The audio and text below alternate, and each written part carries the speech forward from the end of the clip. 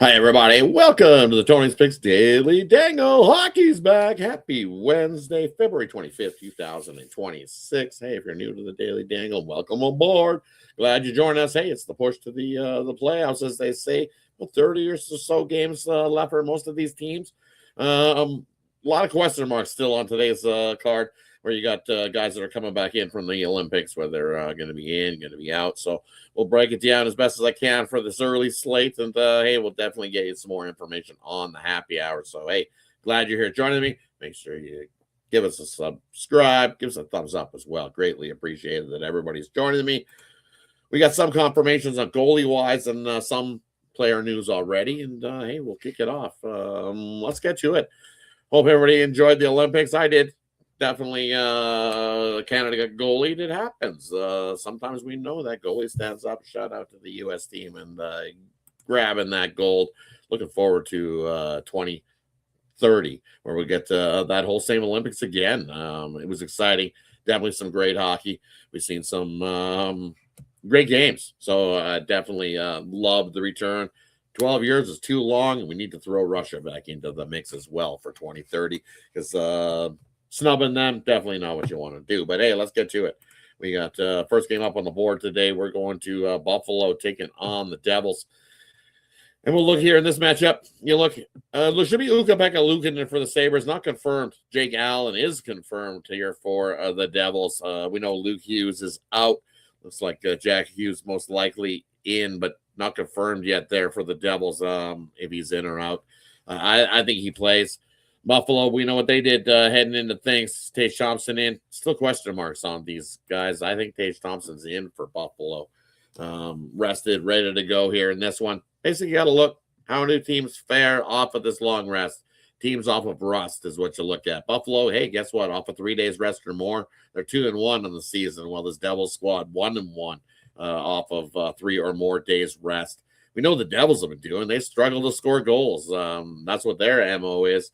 In the first half of the season, struggle to score goals. So unders have been a key, and I see this at 6. I think 6 is too many goals for these squads. I think unders is the way to go. I think you might see some of these squads not be firing a whole lot of goals. Maybe a little bit of slow-paced hockey, especially some teams that might be a little bit shorthanded after the Olympic break. So for me, 6, give me the under Buffalo, New Jersey to kick us off. Hey, let's head on over to game number 2, where we got Philadelphia heading into Washington to take on the Capitals. Goalie wise, it's confirmed. Looks like Logan Thompson is confirmed here. Vladar getting the start for the Flyers. Injury wise, we got a couple guys out for the Flyers. We Murchison out, Bois out. Big question mark though for this game is Tom Wilson. Is he going to play for Washington here in this one? He's one of those guys coming back from the Olympic break. Whether he's in or out, it says day to day. Not confirmed. We'll find out later on the happy hour. Or as of right now, Tom Wilson is a question mark for Washington. But for me, this number, you're looking, it's Washington favored for good reason. They're playing at home here in this one. Logan Thompson, hey, he got to sit in the press box, watch how things went. Got in a little bit of hockey in the Olympics, but pretty much enjoyed the show, grabbed himself a silver medal, and I think he'll be ready and raring to go here in this one, especially versus a Flyers squad that we've seen kind of limp into that break. They did push a couple games to overtime, but I don't think they do it here. Only one way to go. I'm going to take Washington here in regulation to get the job done. I think they got enough pieces that they were able to enjoy some rest and get raring to go back at punching their ticket to the playoffs. They're about 6 games over 500 in that first half of the season, and they're looking to continue to stay hot and push numbers. So I like Washington here with or without Tom Wilson rolling in this one. And that wraps up game 2. Let's head on over to the next one we got on the card. We got big game, Leafs heading into Tampa to take on the Lightning. Goalie wise, let's see. We got confirmation. Not on the Lightning side of things. Stolarz is confirmed for the Leafs here in this matchup. And then still question marks on some players on the Leafs side of things. Austin Matthews, is he going to get into the lineup here after being in the Olympics? That's the big question mark for a lot of these teams, whether they're in or out. We know on a couple, we've already seen that they'll be checking out as we move along. Just want to see if I've heard any news.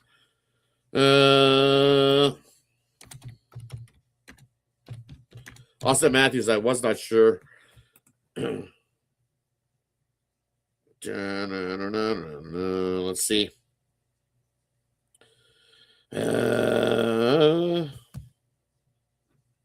A lot of these guys are going to try to make their way back to the team, but I think some of these guys are going to take a couple days off, and Austin Matthews could be one of those guys here in this one. Toronto has been pretty dominant over the Lightning. They love to get up for these games. Tampa was hot heading into that break, 8-1-1 heading into it. As I said, the Leafs have a nice little 5-game winning streak going against Tampa. For me here in this one, I'm going to take the puck and a half, plus 1.5, minus a little bit of juice. That's what I like. I think this is a 1-goal game any way you slice it. Kind of lean to Tampa. It's priced the way it is for that type of reason. I know if you want to chase the Leafs here in this one, that's where some expected value would be. Stolar's going. Let's see if Vasilevsky goes here in this one. Vasilevsky goes. I think this is like a 3-2 type game. Kind of lean to an under as well. But for me, give me Toronto plus the puck and a half here in this one. Write that down. Leafs on the puck line in this one heading into Tampa. Like I said, they've won 5 straight versus the Lightning. I think they can stay hot here, and they need to win some games. Does this Leafs squad? All right, on to the next game we got. We got Seattle into Dallas to take on the Stars, and you look here in this one. It's DeSmith getting the start here for the Stars, and out. Well, we know Hintz is out. Fayaxa's out. Fayaxa's out. Injured reserve. Rantanen, we know, out as well. Seguin still dealing with that injury. So Robertson back for Dallas here in this one. Should be. But still, Heiskanen back for Finland. So we got a couple question marks on the Dallas side of things, whether they're back from the Olympic break. And then Seattle, we've seen them to the puck line out of the road, been pretty good, keeping this a 1-goal game. I like the under. I think it's a lower scoring one. We've seen DeSmith play some pretty good hockey. It looks like it's going to be Grubauer here for Seattle, but he has not been confirmed yet for the Kraken in this one. But I expect a lower scoring one. Dallas was missing a bunch of guys. I think this is one of those, as I said, return from the Olympics, lower scoring type game. Play some defense hockey. So with this number being at 5.5, in this one, I think that's what you get. And even the bookmakers going, yeah, we're going to get a low-scoring one here in this one. Give me the under 5.5, Seattle and Dallas. I also like no goals in the first 10 minutes. I think this is one of the nothing for a good chunk of that first period, over half. So I think you can find that 959 number, no goals scored in this one as well. Hey, let's head on over to the next game we got. We got Colorado in to take on Utah, the 2 elevation teams. Who's going to start here in this one? Not confirmed goalie-wise in this matchup yet. Looks like Blackwood most likely. Carl Vamilka has been confirmed for Utah. Utah's ready to go. I don't see a whole lot. McBain is the only question mark day-to-day. Otherwise, we know the couple guys that are out, Cooley and Kerfoot for the Mammoth. And then the biggest question marks on the Avs is McKinnon going to play? Makar, no check. Brock Nelson's going to be in there for sure, I heard. And then rumored is that McKinnon and Makar are both going to be in there for Colorado. So for me, I look at this price, and I'm going to jump on this now. I'm going to take the Avs. I think this is a buy low spot on the Colorado Avalanche. I think a lot of people jump on the Mammoth here, and I get it. Expecting some guys to be out for Colorado. And you know what? Even if some of those guys they got some deep depth here on Colorado. I think they want to get off to a good start. And even if whoever starts here, even if Blackwood get the start or Wedgwood, whoever makes the start here for the Avs, I'm not even worried about that. But I think these guys come racing back. Nobody wants to hang around the White House, I'm telling you. They want to get in, get out. They got in last night, got out, get in here and come play some hockey. These guys want to get back to it, I'm telling you. They want to. Are they worried about a little bit of rest? Catch up some rest after. I just don't see it. I think Colorado wants to jump right back into it. They headed into that break kind of not playing great hockey. So for me, I think they want to get back to a good start. I'll take the Avs. I think this is a buy low here in this one. Next up, we got Vegas into taking on the Kings, and you look Kings favorite here in this matchup, and question marks on Vegas side of things on who's in, who's out, type of thing. Same thing we've been seeing for most of these games. We'll have some more updates come the happy hour side of things. Jack Eichel, is he going to be in? Hannafin is, like I said, Vegas still dealing with some injuries. Man, if they're completely healthy, rolling along, I expect Aiden Hill rolling for the Knights, Forsberg for the Kings. These two goalies are not confirmed yet. We know the Kings definitely dealing with some injuries. Tough losing Fiala in the Olympics. Tough break there. But it looks like Panarin most likely checks in. So at least he's ready to go for the Kings. That's a bonus. And they're telling you that the Kings are the spot. I think Vegas might see a little bit of Olympic hangover. You got Mitchie Marner, Eichel, Stone. All these guys are question marks for this game. Looking like they expected to play. But I think Eichel, Stone, and Marner might all be out for Vegas. That's why this Kings is a minus 145. You can argue with the books. I think I would lean to the Los Angeles Kings here in this one, but I think the under's the play. I think it's a lower scoring game. As I said, I think if you almost wanted to take every under you out of the NHL slate tonight, you're most likely going to come out ahead more times than not in these games, especially these ones back right after the Olympic break. Some of these teams raring to go, though, that didn't send a whole lot of guys to the Olympics. They might be raring to go. Maybe some team totals over. Kings team total over might not be a bad spot, but this could be low scoring. I 2-1 first to 3 wins. I like an under, and I like the Kings. Next one, we got the Jets in to take on the Canucks. We know that Hellebuck is going to get some rest after playing in the Olympics and winning the gold for the U.S. team. It is Comrie confirmed here for the Jets in this matchup. Going to be Topilo, I think, for the Canucks, but not confirmed yet for Vancouver. And then Vancouver, hey, the squad's ready to go. I think they didn't have a whole lot of guys in the Olympics. Nobody, to be exact. Rolling. Vancouver, they needed the break. They limped into the second half. And you know what? I'm going to start here looking at this Canucks squad here to start the second half of things. I like them here. I think this is a good spot to fade Comrie. Comrie's good for about 3 goals a game. Congrats to his last couple of games. He's played pretty well, making, 71 out of 75 saves, only letting in a few goals, but he's still sporting a 3 goals against average. I know both these squads definitely underperformed in the first half of the season, looking for some improved hockey play for both these squads in the remaining part of the season.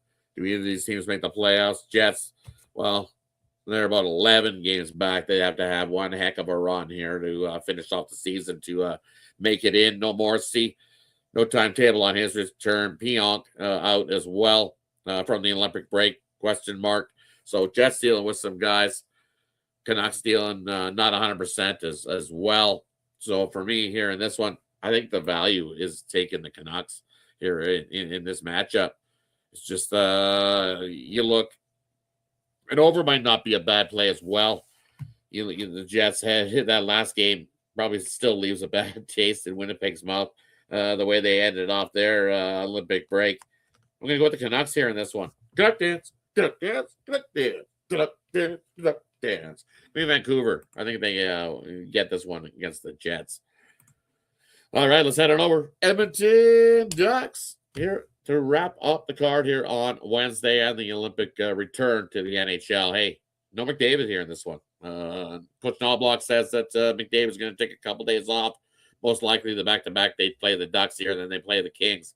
So not going to be McDavid for the Oilers here in this one. So Leon will have to step up.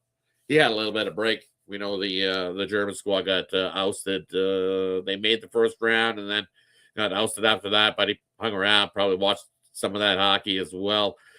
He flew back a couple days ago, came into Anaheim, practicing with the team, getting back in there. So I like Leon to get an anytime goal here. I like some offense. I like the over 1.5 in this first period. I think we see some goals to kick off this game. Goalie-wise, who's confirmed?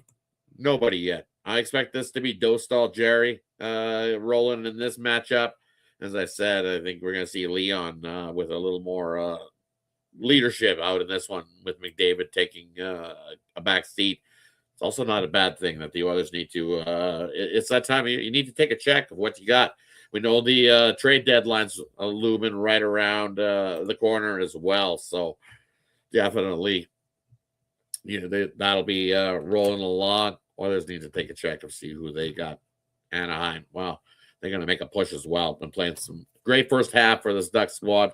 Can they push to make a playoffs? I don't know. I like them here. Telling you, we know what the Oilers do off of the break, and they haven't been good. I'll give you the numbers here. Oilers followed 3 days of rest or more. I believe they're 0-2 on the road, are the Oilers squad. But you look, the Ducks aren't a whole lot much better off of 3 days rest. I think they might be 1-2. Just wanted to double check these numbers for you. Let's see. Oilers off of 3 or more days rest. Oilers are 1-2. So 1-2, 1-1 out on the road off of 3 or more days rest. 3 games or less in 10 days. First time that the Oilers have seen this position, but when they have 0-1 happened at home in a home spot where they played barely any hockey. So the Oilers need to be playing some hockey and get rolling for them to play well. Let's see. I like, as I said, I like the over early. I like the over full game. It's just one of those spots that Oilers against good explosive offensive teams that score 3+ like the Ducks do, 19-7 to that over. So I think the over is the play here between these two.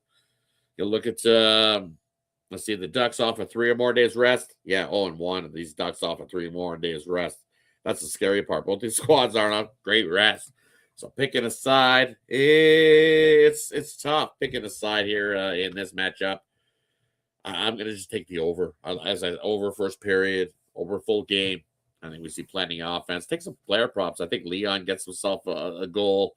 We'll take Hyman to get himself an anytime goal as well in this one. And then take some Ducks props as well, goal scorers side of things, because I think both these teams can get some goals. And it's up to 7. So even the bookmaker, quick, grab that 6.5, or you can grab that 6.5. But hey, that wraps it up for Wednesday's slate. Thanks everybody for tuning in. Glad to be back with the Daily Dangle. As we'll be here daily 1 p.m. Eastern, getting you rolling on all the NHL news that we can get you at this time. Like as I said, sometimes might have to roll over into the happy hour as well. So either way, we'll get you covered on the NHL. Thanks to everybody for tuning in. As always, best bets over at TonySpix.com. Quick link in the description gets you right on over to TonySpix.com. I got one play returning back from the break. As I said, tread a little bit lightly. Don't know who's in, who's out, but love that play over there. I've had it in for a couple of days. That's how excited I am about it. So head over to TonySpix.com, scoop that play up. Some a nice winning day on the ice. And for you guys here today, let's do a little 3-teamer. We're going to take the Washington Capitals on the money line. We're going to throw in the Tampa Bay Lightning on the money line. And if you don't like the Lightning on the money line, throw in the Leafs plus the 1.5 if you want to swap out the Lightning for the Leafs plus the 1.5. I don't mind that as well. Either or. I think the Leafs plus the 1.5 is a better way to go. You probably get a better price on your parlay. Let's do that. Leafs plus the 1.5. Washington on the money line. And then Canucks dance. Throw that into the parlay. 3-teamer parlay here for Wednesday. As always, thanks everybody for tuning in and joining in. Shout out everybody. I like that. First goal, a goal in the first 10 minutes. For sure. Maybe a goal in maybe even push that up a little bit if you can find even I say a goal within the first 5 minutes in that game tonight. I think we see something early. Shout out, Matt. Thanks for joining me here, buddy. Glad to see you. Kevin as well. Shout out, Kevin. Go Blackhawks. Eventually, starting to put things together. I'm excited. We're seeing these young players start to step up, and it's good to see. So, hey, looking forward to the second half of the season. As always, glad you joined me. And make sure you stay tuned to Happy Hour, 5:15 p.m. Eastern. We'll get you covered. The rest of the college basketball slate today and the NBA card.